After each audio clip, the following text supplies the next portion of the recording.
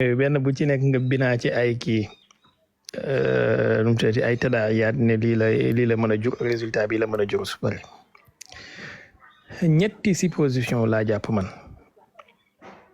am na ñoo xamante ne jàpp nañ ñaar am na ñoo xam ne retenir nañ benn bi ci njëkk mooy amaana Trump dafay ñëw pour annoncer ne pare na ci guerre bi atteindre na objectif am yëpp et puis c'est fini raxas ci laay loxoom ba pare ba set loolu mooy première hypothèse bi et hypothèse la boo xamante ne kenn mënu ko écarter fi mu toll nii vu situation militaire bi ni mu toll ak tamit coono gi Amérique nekkee ak seen jaaxle gi ñu nekkee ci wàllu problème économique bi waaye tamit ak Trump ci boppam tanaaqudaat yi mu def ba fi mu toll nii daanaka waxam amatul impact ni mu daan amee bu njëkk ba nga xam ne su defee benn déclaration marché yi commencé di yëngatu. amaana hypothèse bi mooy bi gën a plausible amaana mooy bi gën a plausible donc peut-être suñ koy jox pourcentage mën nañ koo coter ci 48% wala 45% disons 45% mooy bi gën a plausible. mu des deuxième hypothèse moom tamit lu plausible la lu mën a nekk la nga xam ne soo koy jox hypothèse mën nga koo jox pourcentage yu 30% wala 40% sax mooy Trump dafay ñëw déclarer intervention terrestre pour une opération commando. Il va essayer de l'appeler limité jéem a fixé waat yeneen objectif mooy affaire uranium bi wala affaire détroit d'Ormuz bi que ne force américaine yi danañ engagé wu ginnaaw bi ñu décimer Iran ginnaaw bi ñu oblitéré comme niñ kenn koy waxee moom force Iran yi ak seen capacité militaire yi donc danañ entrer ci benn opération terrestre qui sera limitée dans le temps loolu entre parenthèses da ngay ubbi entre parenthèses nga def limité dans le temps limité dans l'espace nangam ak nangam géographiquement c'est pour loolu pour nax supporteram yi la ak marché américain bi nga tëj parenthèse bi donc peut-être dafay ñëw pour annoncer une opération boo xamante ne xam na ne su ko defee sans annoncer ko su ko defee sans dem ci congrès bi dina am problème bu toll ni ina ma sabilu léegi nu muy def mooy daf koy annoncer comme une opération limitée pour atteindre des objectifs limités amaana sax mu joxe ci aperçu ci délai bi ni quelques jours lay durer wala quelques heures et après comme ni mu defoon rek ba muy lancer guerre bi que ne pour quelques jours la tey ñu ngi compter 33 jours hypothèse la bu plausible moom itamit et su amee am na ay tëddaay yu ci mën a am yoo xamante ne benn bu ci nekk dina am conséquence. Troisième hypothèse bi nag wax dëgg yàlla gisaguma ci ñi nga xamante ne ñoom ñooy analyser ñu ko formuler mais man personnellement formuler naa ko amaana mën naa ma juum ci vu que ma gën a ñàkk xam-xam ci li yàlla bind mën naa ma juum ci mais mooy peut-être Trump il va venir parler pour ne rien dire maanaam il va venir wax de gauche à droite def ay vocifération tout ça pour ne rien dire en fait à la fin bu paree doo mën a jàpp dara ci li mu wax. comme Nasir mu nekkoon di wax ak ay nit la ci fa ayna Allah danañ wax 5 heures de temps suñ paree li ñu wax doo ci mën a jàpp nii que nii tet et loolu tamit lu plausible la bien vrai que plausibilité am xëy na moo gën a moindre xëy na sax moo gën a improbable mais mën na nekk mu ñëw def ay xànjoom ak ay bàkkoom waaw rey nañu nangam changement de régime am na nangam li des bëriwul donc maa ngi ñaan peuple américain bi dañ continuer di muñ suñu alliés yi waa on prend acte jàppale wu leen ñu nangam ak nangam mais on va tout faire ba ñun soxlawuñu kenn yooyu mu tàmm wax rek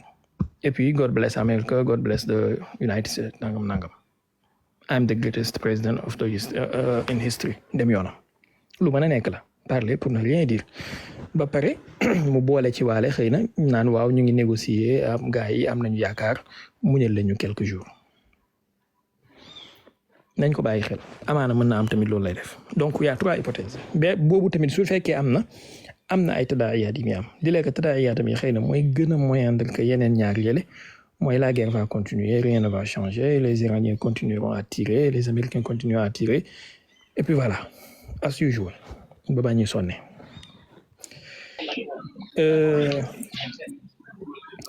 su benn ci ñett yi amee bu dee première bi la mooy ñëw annoncé ne pare na ci raxasu na ci ba set gagné na guerre bi comme ni mu ko tàmmee di wax Iran ñuy delloo na leen âge de pierre li tax ma ne moo gën a probable moo gën a plausible pour mu am dafa am ay indices yu bëree bëri bi ci njëkk mooy déclaration Trump moom ci boppam tweet bi mu def tey suba que ne waa am na ay nu mu tuddati nouveau dirigeant iranien yi ak seen administration bees bi man damaa xamul Iran kañ la fi changé ay dirigeants yu bees ci diggante bi ndax président bi fi nekkoon moo fi nekk ba léegi ministre des affaires étrangères bi depuis 2 ans moo fi nekk maanaam dara changé wul lu dul ku ñu rey ñu remplacé ko mais bu dul loolu amul dara lu changé mais quand même c'est du Trump nouveau régime Iran bi ils sont beaucoup plus coopérants ils sont beaucoup plus intelligents ils sont en train de négocier ils vont nous donner des cadeaux ils vont céder ils vont nangam su dee loolu moo am bu dee hypothèse boobu la mooy numéro 1 li muy jur mooy Trump va benn boobu da ngay ubbi parenthèse nga def ñaari possibilité benn mu déclarer cessez-le-feu sur tous les fronts y compris Israël et Netanyahu sera obligé de s'y conformer connaissant que Netanyahu barki démb xawma démb la en tout cas ci ñaari fan yi def na benn conférence de presse moom tamit ci biir conférence de presse ba bay déplacé wu jugee ci pupitre bi xaw a bougé nii nangam ak nangam yaakaar naa am nañu ko seetaan ci yéen mu ci wax naan waaw Iran nekkatul menace existentielle ci ñun dirait que il reste une menace mais pas existentielle amaana hada yu ashiru maanaam dafay ça renvoie à ce que ñu ngi préparé ñoom pour raxasu ci jël seeni kaaka dem seen yoon déclarer victoire comme liñ tàmm def donc ma ne ñaari possibilité benn bi mooy su déclaré ne daf ciy pare soit mu yóbbaale Israël donc cesser le feu sur tout le front après ñu ne Iran nag léegi yow yaa ci def soos deful cesser le feu kon yow yaa agresseur bi en tout cas ñun arrêté nañ dootuñ tiireeti yow soo ñu tiiree benn bal ñun on va réagir c'est probable. Voilà deuxième possibilité mu rocceeku ci ba set bàyyi Israël ci biir kàmb gi comme ni mu defoon ci Yémen ci début 2025 bi mu tiiree ba sonn pendant 7 semaines de guerre mu xam ne mënalul Ansarullah dara mu signé ak ñoom accord de cessez-le-feu ne leen suñu bateau yi daal bu leen ko attaqué te yéen ak Israël lu ngeen xam def leen que le meilleur gagne. su dee boobu la deuxième probabilité boobu su dee boobu moo am boobaa Netanyahu sera seul face à l'Iran et l'Iran sera beaucoup plus concentré ci attaquer Israël seul boobaa dina épargner peut-être base américaine yeeg troupes américains yeeg nangam mais cibler Israël de façon beaucoup plus forte et beaucoup plus dense. lu mën a nekk la et bu boobaa Netanyahu sera obligé à un moment ou un autre peut-être dans quelques jours peut-être dans quelques heures peut-être dans quelques semaines appeler à la rescousse pour fexe jéem a signer cessez-le-feu wala mu def chantage nucléaire voilà nous sommes en danger existentiel soit vous venez nous aider soit on tire des armes nucléaires sur l'Iran donc les deux probabilités pour première hypothèse bi jeex na mu des deuxième hypothèse bi mooy su fekkee ne dafa ñëw annoncer intervention terrestre boobu itam lu tax ma ne lu probable la mooy Trump mu ngi wax ne dafay guerre bi léegi mu jeex nangam li des bëriwul mais ñi ngi gis mu ngi indi ay avions encore et encore ci Moyen-Orient bi surtout ay avions A-10C A-10 ay avions d'attaque au sol la ay avions de soutien de troupes la da nga koy soxla ci zone de combat yoo xamante ne da ngaa am ay troupes yu nekk au sol nga soxlaa leen couverture aérienne avions yooyu loolu lay jëriñ principalement donc pourquoi ci affaire bi rey nga sa adversaire jeexal nga leen néew nañ doole ba pare ngay indi ay avions d'intervention et de soutien au sol quelle est la pertinence en fait lu fi avions yi di def man bugguma woote bugguma composé benn numéro waaye maa ngi jënd crédit lu may jënd crédit doye donc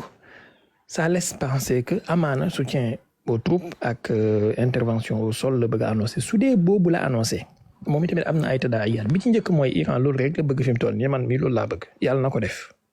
ko def man boobu moo ma gënal su dee boobu la bëgg ça va lui coûter cher parce que xëy na jot na ay information yoo xamante ne nii gëmloo nañ ko ne Iran jeexal nañ ba pare donc boo duggee fi mu toll nii rek ay troupes au sol di nga am teg loxo ci uranium bi nangam et d'ailleurs gis naa ay information yoo wax ne Financial Times bi dañ ko Bloomberg et autres même New York Times ak Washington Post que defal nañ Trump benn plan ci possibilité yi mu mën a am ci intervention au sol bi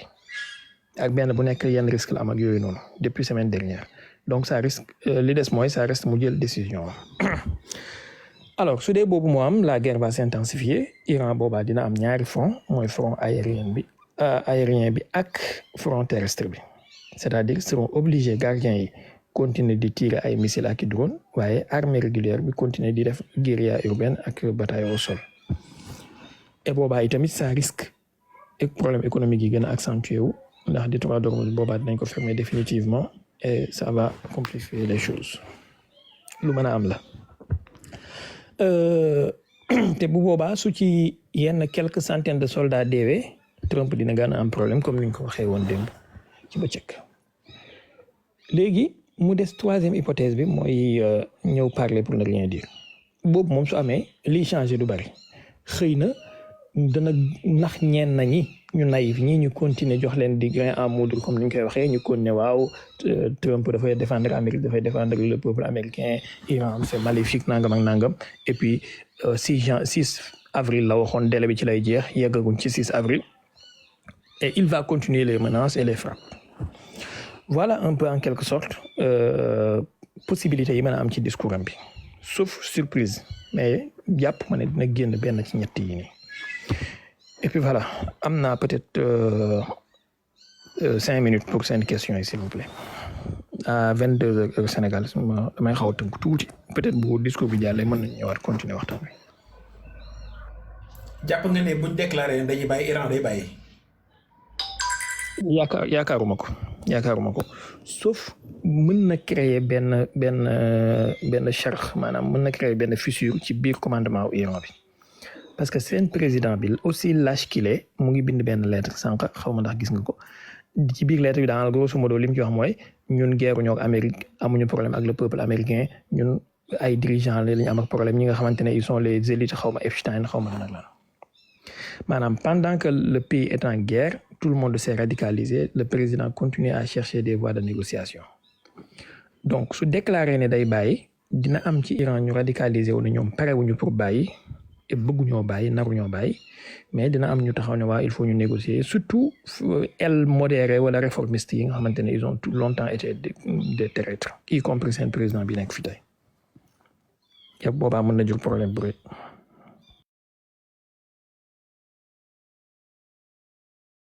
keneen wala 5 points yi mu tegoon nag da ngaa jàpp ne moom Iran kon bu fekkee gars yi ñoo jékki-jékki bàyyi dootu am kii. 5 points yi yan Trump. Trump dafa mën a diis loon Iran ñee dañoo waxoon ne am na 5 points yu ñu tegoon ñoom yoo xam ne ni levé wu sanction yi carrément da ciy bokk ak li ñu koy waxee. non Trump 15 points la joxe woon Iran ñee ils ont jeté ça à la figure. c'est sûr que duñ ci d'accord. mais Iran yi ñoom tamit seen 5 points yi am na ci loo xamante ne c'est pas acceptable et ça sera pas accepté c'est sûr mais négociation noonu la il faut mettre la barre très haut pour obtenir le maximum possible maanaam soo bëggee 60 da nga naan 100 après nga wàcc nag quoi. mais de toute façon là sa première hypothèse moom mooy li nga xam ne moom laa gën a gis ci médias yi ñu koy tourné laa nii maa ngi jàkkaarloog kii boo xam ne politico lañ nee nañ sa première hypothèse boobu noonu mooy que ne dafa nar a déclaré ne am na victoire léegi nag détroit d'Ormuz moom bàyyee naa ne ko yéen européens yi fa soxla pétrole ngeen kii ko ngeen lijjanti ko def ma ne ñu bari ci kii boobu moom lañ gën a mën a jublu. gis naa analyse yu bari yu ko xalaat de man mi loolu tax ma boole ko ci samay hypothèse yi gën a kii ndax connaissant Trump ak ay antécédents te wax naa leen ne loolu la defoon ak waa Yémen en 2025 ci seen guerre bi après 7 semaines de combat dur intense il a fini par déclarer la victoire il a fui la queue entre les jambes yàgg na koo def en fait maintenant problème bi mooy li tax ñu bari di ko privilégier mooy déclaration Trump yëpp ak ministre des affaires étrangères bi daf ko partagé ministre de la guerre bi dafa partagé lu mel noonu maanaam daal am na ay signaux mën nañu wax ne am na ay signaux yu bari yu wane ne gars yi pare nañ pour débarrasser wu en fait mais dafa am lu koy contredire mooy su dee loolu ngeen nar a def kon troupe yi ngeen indi ñoom dañoo ñëw pour def lan dañoo ñëw pour doxantu wala dañoo ñëw pour dem Dubai Marina dem Dubai Mall def shopping il y a pas 3 jours indi ngeen plus de 10 000 troupes indi ngeen ay bateaux amphibies il y a pas 2 jours avion attaque au sol yi ak avion de soutien aux troupes yi ñi ngi ñëw di wàcc kon ñooñu dañoo ñëw pour lan ñoom dañoo ñëw pour jënd si chocolat wala lu ñuy def donc connaissant itam que Trump mën na ku yàgg signaler gauche jàdd droite la amaana fi ñu koy xaar du foofu lay génnee donc il faut écouter les paroles mais observer les actes surtout mais bu la ci benn bett su benn ci ñett yi su amee bu mu la bett. bien sûr gars yi. mais Seba daa yaakaar nga ni Trump bu déclaré génn si guerre bi Israël dina si ànd ak moom bàyyi moom tamit. mais Seba daa. moom laa wax ni ma ne ñaari possibilité ñoo am foofu première possibilité bi mooy mu ne génn na ci guerre bi et que déclarer na cessez-le-feu sur tout le front y compris Israël et bu boobaa mu wàññi loxoy Netanyahu appliqué wu moom tamit bu ko defee ñu jël Iran teg ko comme accusé ne ko fi mu toll nii nag soo tiré benn missile yow yaa tooñ ñun arrêté nañ lu mën a nekk la waaye nag dafa am itamit leneen lu mën a nekk mooy mu génn ci raxasu ci ba set bàyyi Iran ak Israël ne leen lu ngeen xam def leen débrouillez-vous man pare naa ci li ma bëggoon a atteindre naa ko ndax démb bu ngeen dégloo li mu wax démb tax ñu bari sax privilégié que ne daf ciy génn mooy dafa wax ne moom objectif am mësul nekk changement de régime loolu ñëpp xam nañ ne du dëgg waaye mu ne objectif am moo nekkoon Iran bu mu am arme nucléaire te atteindre na ko c'est-à-dire kuy dem ci guerre ne la atteindre naa sama objectif mooy ne pare naa ci maa ngi dem te lii démb la ko wax objectif am mësul nekk changement de régime yaa la maanaam mu ngi mel ni Nasir ñëw ne la man sama wax musul nekk yàlla ngi ci kaw tu comprends pas ñetti fan yaa ngi discuter wala juróomi fan yaa ngi discuter ay na laa yàlla ngi ci kaw ba pare tey nga ñëw ne ñu sa wax musul nekk yàlla ngi ci kaw donc Trump ñëw ne la objectif am musul nekk changement de régime n'est-ce pas yow yaa fi def déclaration di le peuple iranien ne leen renverser leen régime bi ngeen jël pouvoir bi entre vos mains donc su ne objectif am mooy Iran bu mu am arme nucléaire da ngay comprendre que nekk na ci impasse ak incapacité et il faut mu maquiller ko voilà maquiller ko loolu képp la mais yaakaar naa ne iranien yi moom duñ ko topp ci vocifération yooyu su ko neexee na wax lu ko neex bu ko neexee na ne wàccee na yàlla ci àdduna bi sax et puis wàccee na jaww ji conquérir na planète Mars tout le monde va rigoler même waa LCI comme li Iran da doon wax dégg bu ñu demee ba waa LCI waa BFM TV naan la Iran a gagné la guerre sëñ bi nga xam ne balaxa saylu suba wax dëgg yàlla allazi tawalla kibrahu minhum ci média yi bu ñu demee ba lay wax loolu laqad balaxa saylu suba. docteur Kamal Kharaji doxalaat ko. dañoo wax ne attaqué nañ këram rey nañ soxnaam mais moom dafa blessure yi metti ba mu ngi hôpital amaana mën naa mu succomber à ses blessures aussi comme ni Ali Riza Tangrasi def yàlla bu mu dee mais amaana parce que buñ nee blessure bu grave moom mooy mën naa dee en plus c'était les vétérans les Kharazi les Ali Shamkhani ay ñoom Ali Larijani ñoom ñoo nekkoon les vétérans malheureusement ñu ngi leen di perte benn par benn maanaam c'est des gens yoo xamante ne dañoo am expérience militaire am expérience diplomatique am expérience philosophique géopolitique xam lu bari fekkee lu bari ba pare mën a tëral ay opération ak ay stratégie à long terme maanaam ñu mel noonu réew warul di leen perte Iran su seetaanee bay perte ñu mel ni te Israël xam na li tax mu di leen ciblé parce que ñoom ñooy ñi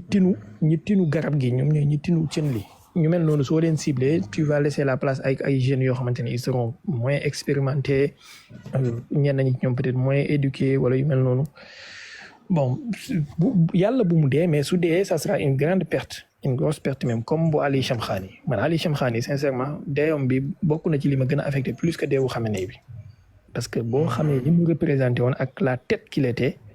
maanaam li mu doonoon du ku ndaw en fait Ali Shamkhani malheureusement. Voilà un peu mais c'est la guerre c'était prévisible il fallait s'y attendre di nga jël ay coups yu métti. mais xalaatoo ne ci préparation bu fekkee ne dañuy préparer wala kese yi fii maanaam nga xam ne maanaam du moment boobu nga dàkk ku mel nii jàppoo ne xaw na bizarre tuuti am lu ñuy bëgg wala lu ñuy bañ ci moom ba tax ñu attaqué ko ci moment bu fekkee ne dañoo jàpp ne comme ni ko politique waxee dañuy arrêté affaire bi wala boog Trump lay arrêté en fait waxuñu dara ci Israël quand même yaakaar naa. non Israël moom Israël comme Trump man moom sama point d'analyse mooy du ma dissocier Israël ak Trump du ma dissocier Netanyahu ak Trump maanaam ñaari loxoy seytaane la ñoom ñëpp benn jëmm ji lañ nekk ku leen dissocier mooy xëy na nga xam kay dañuy jouer bad cop good cop rek ak kenn ku nekk day xool fu ko mi arrangé am na foo xamante ne boo fay jëfandikoo loxo ndeyjoor nga fay soxla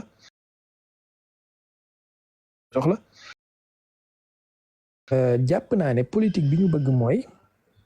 priver Iran de toutes ses têtes pensantes et ses stratèges maanaam as long as possible nga xam ne tey soo perte ñu mel ni ñoom Shamkhani perte ñu mel ni ñoom Ali Larijani perte ñu mel ni Kharazi ça fera des années et des années balaa ngay am ay têtes yu leen remplacer du rek xam-xam bi mais expérience bi en fait xam nga tey man mën naa am xam-xam jàng livre yëpp am maîtriser lépp mais expérience de la vie c'est autre chose loolu doo ko jàng ci benn université loolu tajriba dund moo la koy may voilà c'est de la bouteille en fait moom la français di wax avoir de la bouteille loolu nag ñoom ñii ñëpp suñu leen éliminer ça fera des décennies balaa Iran di amaat ñu leen remplacer am niveau bii ñu toll te ñoom loolu la ñu bëgg mooy couper l'herbe sous l'Iran nu mu tuddati ôté ko maanaam xañ ko mbooleem tête pensante yi ak stratégie à long terme yi waaye tamit xañ ko mbooleem structure académique yi moo tax ngay gis ñuy bombardé ay université ak ay faculté de sciences ak technologie ak yu mel noonu xañ ko mbooleem structure académique yi nga xamante ne ñooy formé ñu mel noonu nga xam ne suñ ko naree defaat wala nara formé waat ñeneen ça va les prendre minimum 5 ans 10 ans voilà donc loolu dafa bokk ci seen stratégie moo tax ngay gis kuñ mën a rey danañ la rey moo xam muy militaire moo xam muy diplomate moo xam muy politique kuñ mën a rey ku seen loxo mën a yegg ci moom danañ ko effacer en tout cas ci premier saf bi mooy première ligne bi noonu ci dirigeant Iran kuñ ci mën a jot danañ la kii daa mopping dañuy fobeere fi mu toll nii. salaamaaleykum Cheikh Baye maa ngi lay nuyu bu baax di la siyaar. waaleykum salaam Seydou Moussa sama temps jeex na de fi mu toll nii ku ma nar a poser question nag may fay wallaahi jàpp leen ci rek. Badou. damaa yaakaar xam naa nag question yi Iran ma baare woon moo taxoon. man moom question bi may laaj mooy démb damaa gis benn information tey jii ma gis beneen information bi ma gis démb mooy Netanyahu dafa wax ne am na ci réewi arab yi ñoo xam ne pare nan pour coalition ak ñoom xeex militairement ak Iran tey jii ma gis benn information koo xam ne dafay wax ni waa Imaaraat pare nan ñoom pour jaar si jéeri ji ñoom itam ubbi détroit d'Ormuz bi ak dugg Iran ñaari information yi daal moo ma xaw a jaaxal ma ne naa la si laaj ba xam yow lan moo ci sa xalaat ak yan conséquences la war a mën a jur. D'accord bon information bii de mën naa la cee tontu avec des cartes ak ay xarmoon la ak ay stratégie yu leer waaye nag du ma ko def fi mu toll nii ndax sama temps jeex na te voilà fayu leen xanaa xëy na su ma fi ñëwaatee mais xarmoon la rek gis nga lii ay carte la lu jugee Imaaraat ba Israël gis nga lii yëpp dafa bi Inde la ba jaar Imaaraat Arabie Saoudite Koweït ba Israël jëm Europe lii yëpp dafay dugg ci stratégie boobu waaye nag duma la ci wax dara fi mu toll nii comme si nga sant demal nga lijjanti gis nga Inde Japon États-Unis ci lii stratégie Koweït la waaye duma la ci wax dara comme si nga sant demal nga lijjanti loo reeree fi mu toll nii et puis voilà soo validé entre temps après dinaa ñëwaat wala su temps bi may waatee mais quand même c'est une question extrêmement intéressante mën nañ ci ñëwaat.